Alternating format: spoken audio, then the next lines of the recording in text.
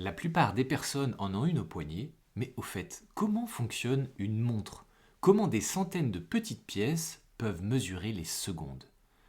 Dans cet épisode, nous allons partir à la découverte du fonctionnement d'une montre, des pièces qui permettent de mesurer ces secondes, et de la façon dont un simple mécanisme peut compter le temps avec précision. Je te laisse mettre ton plus beau like pour soutenir cette chaîne et son contenu, et on démarre tout de suite. Une montre doit accomplir trois choses. Stocker de l'énergie, la libérer progressivement et transformer ce mouvement en indication de l'heure.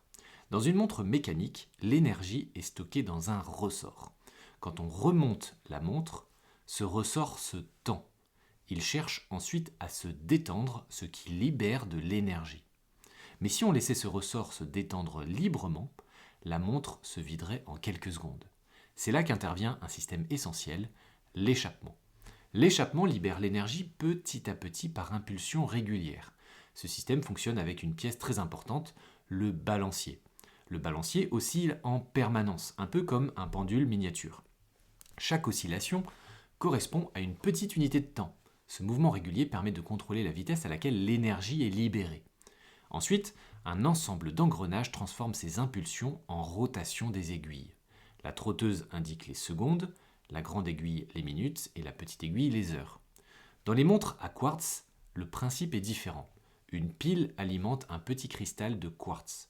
Quand un courant électrique traverse ce cristal, il vibre à une fréquence extrêmement stable. Ces vibrations servent alors de référence pour mesurer le temps. Dans les deux cas, le principe reste le même. Créer un rythme parfaitement régulier et compter ses répétitions. Une montre ne voit pas le temps passer, elle compte simplement des mouvements réguliers que l'on fait. Elle compte simplement des mouvements réguliers représentés par des secondes. Et c'est cette répétition qui transforme un mécanisme minuscule en mesure de temps.